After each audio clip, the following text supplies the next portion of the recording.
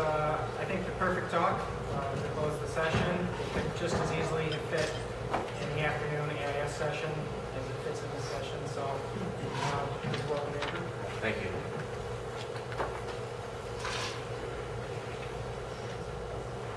So I know we're all pretty anxious to get the launch now, so I'll try to keep things relatively quick.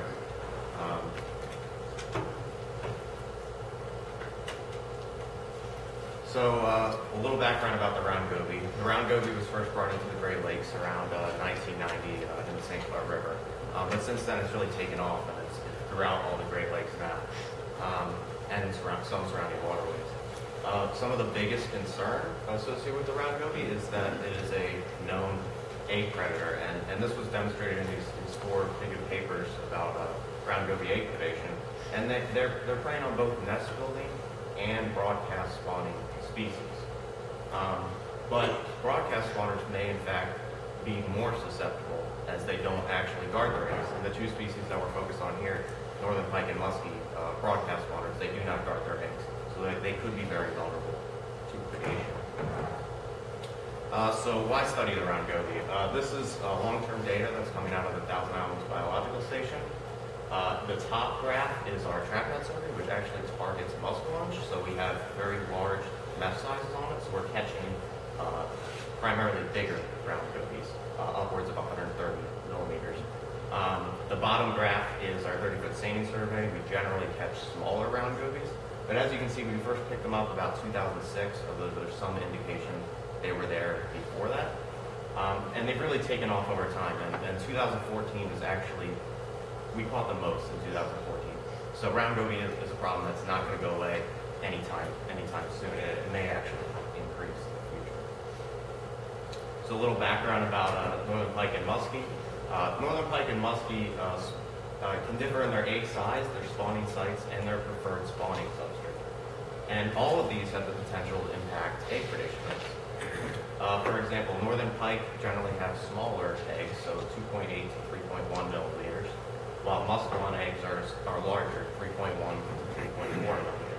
Northern pike will either spawn up tributaries, go up tributaries and spawn over flooded grasses and sedges, or they will spawn in bays on submerged aquatic vegetation, SAV. Muskellunge, on the other hand, are pretty much restricted to bays, and they'll primarily spawn over submerged aquatic vegetation or filamentous algae. But the question remains, how are these differences going to impact egg predation rates of these species? So the first question we wanted to address is, does egg size influence Round Goby egg predation? So is there a difference between northern pike eggs and muskellunge eggs? Does that size matter? The second is, does spawning habitat influence Round Goby egg predation? Broadcast spawning species spawn over a range of substrates, cobble, gravel, submerged aquatic vegetation, filamentous algae. How is these spawning substrates going to impact levels of egg predation? Additionally, what if a muskie goes to spawn over its preferred spawning substrate, this nice submerged aquatic vegetation right here, but not all the eggs end up there. Some of them end up in these silt patches that can be around these SAV in the bays. And so what does that mean for egg predation? Are those eggs that land on the silt, are those going to be eaten at the same rate as the ones that land in the submerged aquatic vegetation? Or are they going to be different? And what are the rates of predation associated with that? So to answer this question, we used a laboratory experiment, a 2x7 factorially designed experiment. And we did this to maximize the amount of data points we could actually get out of just this one experiment. So this is our tank setup. I'll walk you through this here. So this larger tank that you see up is located at the Thousand Islands Biological Station. And what we did is we divided it into 7 compartments, those middle compartments. And then each of those 7 compartments received a 10-gallon tank. And in that 10-gallon tank, we put a spawning substrate. So the 7 spawning substrates we had were submerged aquatic vegetation, gravel, sand, bare, algae, silt, and rubble substrates. And we put those substrates in the tank, and all these substrates are collected from known spawning locations of broadcast spawning species. So these are species are known to spawn over these substrates. And then after they were in the tanks, and we put the tanks back in the raceway, we flooded both the tanks and the entire raceway for temperature stabilization and glare reduction. So it kind of helped minimize any area we would have from the experiment. And after the entire raceway, this is a picture of the raceway here on the right. After the raceway has been flooded, 30 fertilized eggs were placed in each of the substrates, either northern pike or muskie, one species at a time. And these eggs are taken from fish in the St. Lawrence River.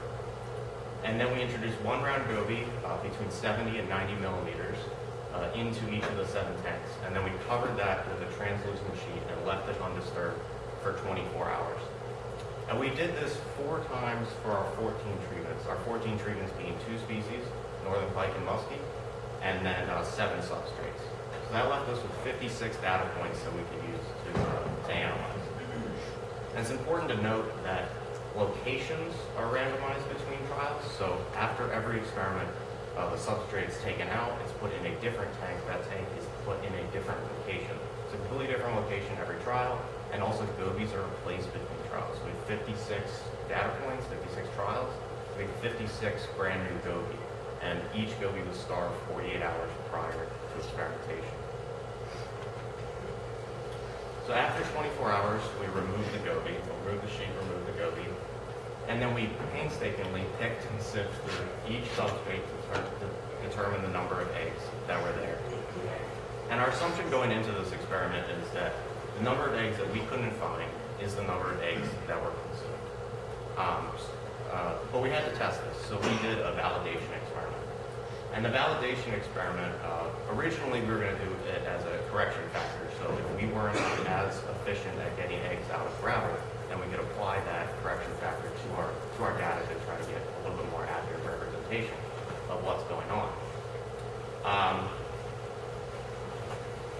What we actually found was we were able to put 30 eggs into each of the spawning substrates, and we had 100% recovery every time, 3 times.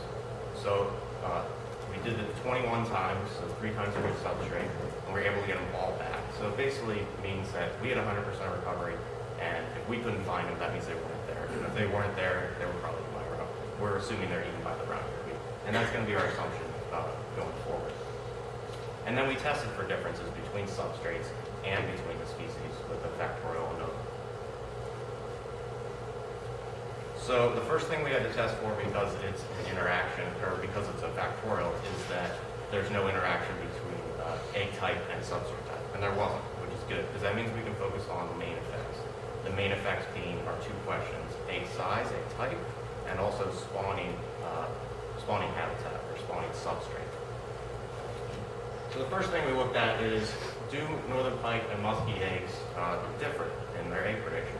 And they don't. They were not significantly different. They weren't really close.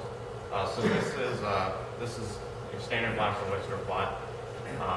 The whiskers on it are range. That's not standard error or standard deviation. That's range. The black line is median. The black dot is the mean, and then the box itself is 2575 interquartile range. And one thing I want to point out is there are 28 data points in each of these plots here. So we have a lot of data here. And on the y-axis is the number of eggs the goby was actually able to consume in that 24-hour period. And you can see the means are almost identical. So there was absolutely no difference between Muskellunge eggs being consumed and northern pike eggs being consumed. So that egg size didn't differ at all. It didn't matter for egg prediction. But we did find that there was significant differences between substrates. This is a very similar setup of the graph that you saw before. In this case, there are 8 trials in each one of these box plots here. So the 4 pike and the 4 muskie are lumped into each of the substrates. And I put these in order of decreasing complexity. So you have your bare cylinder sand substrates, which are very low in complexity. And then you have your gravel, algae, and SAV, which have a little bit more higher complexity, a little bit more interstitial space. And as you can see, the bare sand and silt substrates, pretty much all of those eggs are being consumed within the 24-hour period that we were looking at. While gravel, algae, and SAV tended to be much lower. And significantly so between SAB and bear and silk. And it's good. What it means is basically if a muskie or a pike goes to spawn over submerged aquatic vegetation, its preferred spawning substrate, that's the best they can do. They can't get any better than that for it. So that's good. But the thing I do want to point out is that mean for SAB is almost half of the eggs that we put in or consume in just that 24-hour period. So that could potentially mean that you're losing half your eggs, even in your preferred spawning substrate, just due to round goby egg predation. And if it lands on sand or silt substrates, you could be reaching 100% egg mortality from egg predation. So this little discussion in summary, there were higher egg predation rates on substrates with lower interstitial space, such as sand and silt substrates. But the minimum predation rate is 50% of the eggs consumed, almost 50% of the eggs consumed in 24 hours with our very low complex substrates, nearly reaching 100% of eggs consumed per day. So that's about an egg to 2 eggs in an hour. So there's a lot of eggs being eaten in all substrates. But remember, this experiment only tested 1 goby, and 1 goby in these 10-gallon tanks is equivalent to about 7 gobies per square meter, and we regularly see that across a lot of our spawning bays, sometimes even at higher densities. And eggs can take weeks to hatch. Now, does this mean that if a muskie spawns over submerged aquatic vegetation, all the eggs are going to be eaten? Probably not. What it actually means is a lot of eggs are going to fall into the interstitial spaces that round goby won't ever be able to find, and we may just lose them in that first 24-hour period. But it's still a big concern. We could be losing a lot of eggs just in terms of round goby egg predation. And round goby egg predation may only increase in the future. I'll point to a paper by Dr. John Farrell, published in 2001. He estimated that in 1994, 1.2 million northern pike eggs were laid in Rose Bay up in the St. Lawrence River. If we assume that every single one of those eggs hit submerged aquatic vegetation, the preferred spawning substrate, that could be, and we apply how many eggs we think are being eaten, that could be over 500,000 eggs consumed just in the first 24-hour period. So it's a lot of eggs being consumed, and it is a big concern. And this is probably going to instantly increase with the increase in abundance, increase in size, and the geographic expansion of round goby. And it could also increase with habitat degradation. I mean, we've talked a lot about today loss of habitat in bays, and John's mentioned that in his talk as well. And if we're losing this submerged aquatic vegetation in some of our bays, and we're replacing it with silt, we could even have higher levels of egg predation. Same thing with streams. If siltation over gravel, we could lose a lot of eggs just due to that change alone. And they can have potentially greater impacts than our native egg predators. There's a lot of native egg predators out there, and we shouldn't discount them.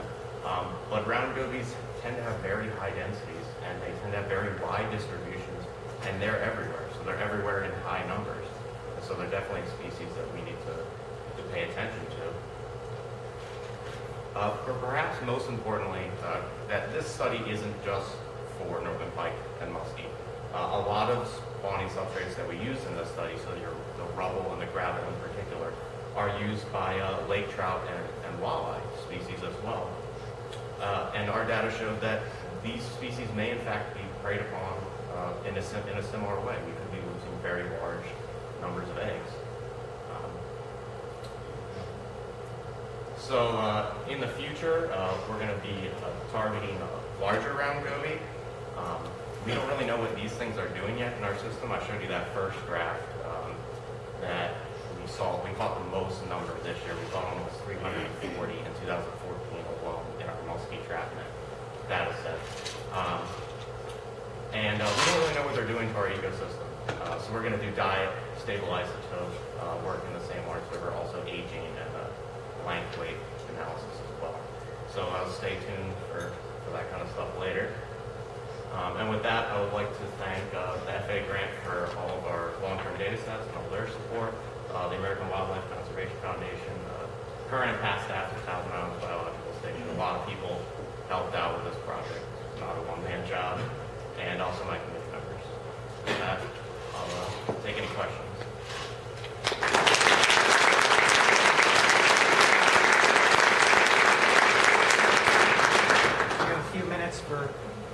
question or two?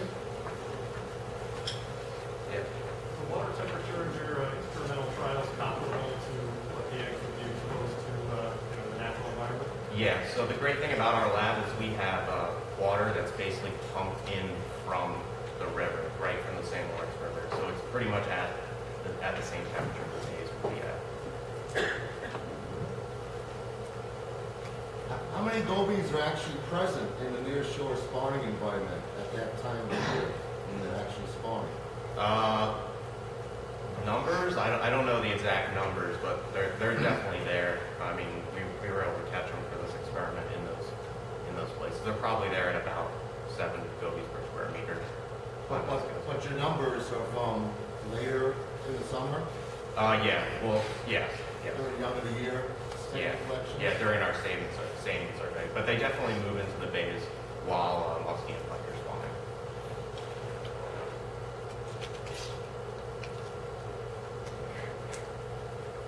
The feeding behavior of those gobies, I mean, I think, well, I kind of think of them as very bottom oriented. Are they actually going up into vegetation and feeding as well? It's unclear. I wish I had filmed a couple of the experiments. I pretty much put the sheet on it and then came back later, but I'm guessing they're finding the eggs that didn't fall onto the SAV, and it kind of, they filtered through towards the bottom. That's probably where a lot of predation, similar to what would happen in your natural system. Not all the eggs are going to get suspended. Some of them are going to fall in different spots. So they're probably preying on the ones that are lower. Did you use a variety of different plants for your SAV? I just used one type of SAV. That one was Heteranthia dubia. It's a common storage aquatic vegetation that we find in French Bay, which is one of our largest northern pike spawning areas. So we chose that one because it was available, and we knew pikes like to spawn over it. Okay. I have a few announcements before we head out for lunch.